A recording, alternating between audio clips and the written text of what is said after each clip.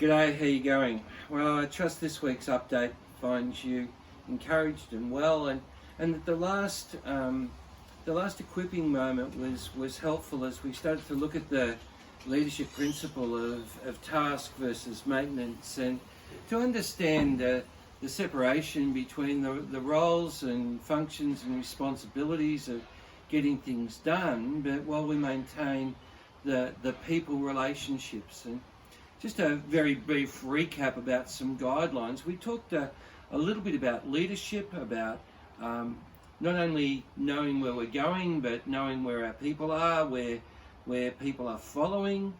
We talked about a little bit who we are as a person, that yes, I'm a man, yes, I'm a husband, yes, I'm a father, yes, I'm a son, a brother, but I'm also a pastor.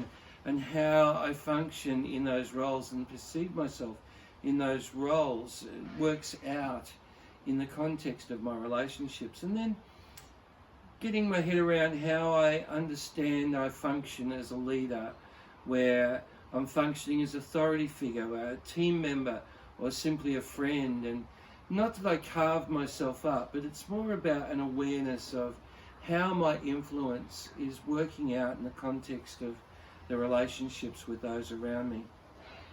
So today we're moving into part 2, and I want to start, it's on page 3 of the notes I sent last time, but I'll include that again this week just for you.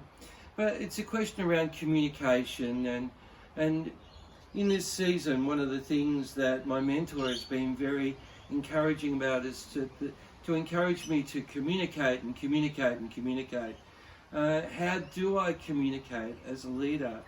And that certainly has an effect on the decision-making process of those that I'm leading. In leadership, the communication is both verbal and written. Sometimes, depending on what the purpose of a meeting is, I'll actually look at the layout of a room to see where is the best seat for me to sit at in this meeting. If there's a meeting that, and you'll notice over time as you get to know me, if there's a meeting where I'm wanting to lead, I'll place myself in a prominent chair where I can keep a view of everybody in view as I'm facilitating a meeting. But if I'm coming to a meeting with a facilitatory agenda and to look and to lead from alongside, I'll look to the least influential chair, and probably on a corner, or where I'm not quite in everybody's view, and I can sit and I can observe and I can participate in a different way. But it's about understanding what my responsibility is and what my role is in those meetings, and how my influence is impacting on those around me. But hopefully this next exercise that's in your update will help you to bring some clarity around those things. It's an exercise on the communication of responsibility, and it's there in your document, but to help you identify, to reflect on identifying who is it that you're responsible for, and what is it that you're responsible for, and who is it that you're responsible to, and what is it that you're responsible to, and to identify if there are any unclear areas of responsibility. Because the old saying, the devil is in the detail, and where there's a lack of clarity, there's room for smoke and mirrors, and we can start to believe the wrong thing about ourselves and start to believe the wrong thing about others. Whereas if there's good processes, and you'll hear me say again and again, good processes, good communication, good systems lead to good outcomes.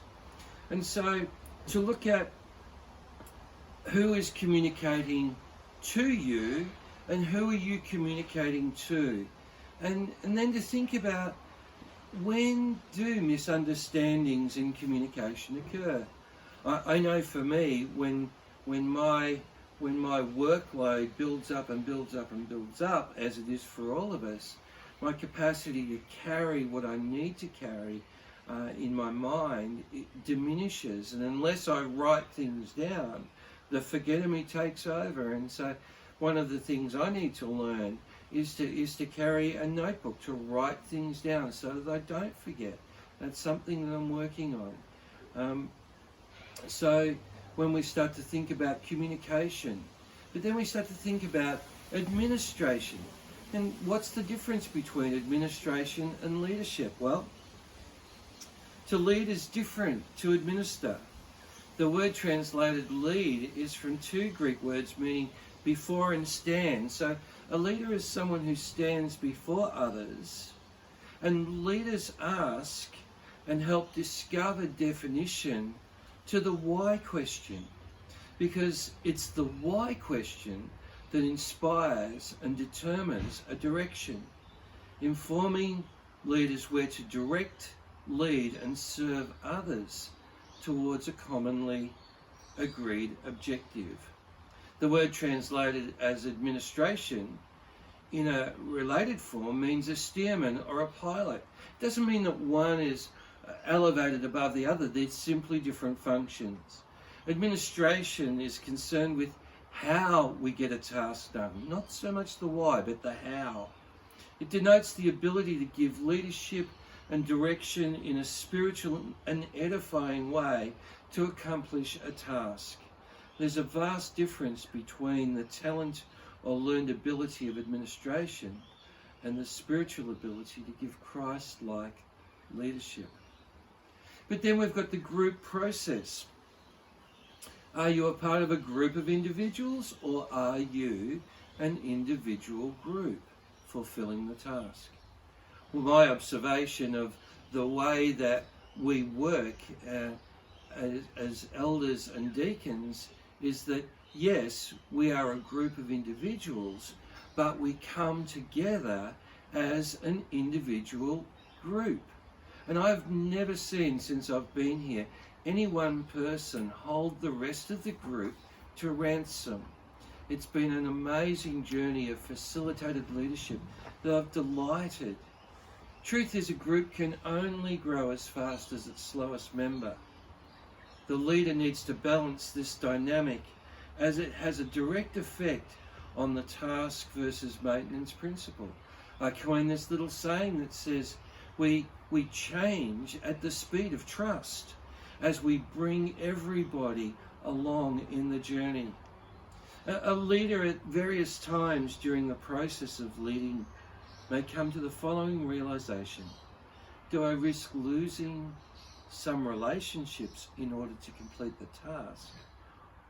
Or do I defer the completion of the task in order to maintain harmony in relationships? They're big questions. I think they're the most important questions that any of us face as leaders. And they're questions that should be approached very carefully, because if a relationship is lost, the leader no longer leads and can even be considered an abuser. When there appears to be a clash or a conflict, an answer to these questions can only be approached with the considered counsel of elders and prayer. The awareness of these two questions simply confirms that there are no final solutions to the task versus maintenance leadership principle. Rather, it informs the ongoing journey of leadership.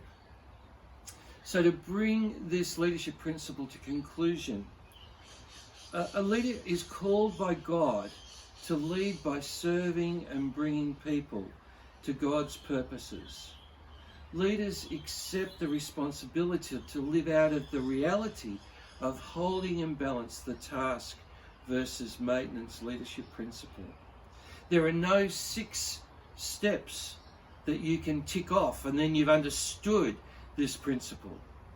The 6 guidelines suggested above simply provide guidelines, that's what they are, to inform your leadership journey.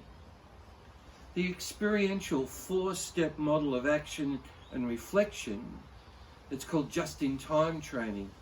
It starts with you watch me, and then you do it with me, and then I'll do it with you.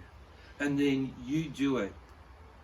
It provides the best and most creative environment for understanding this leadership principle, but that is another conversation. Thanks for watching this week. I hope it's been helpful. God bless you.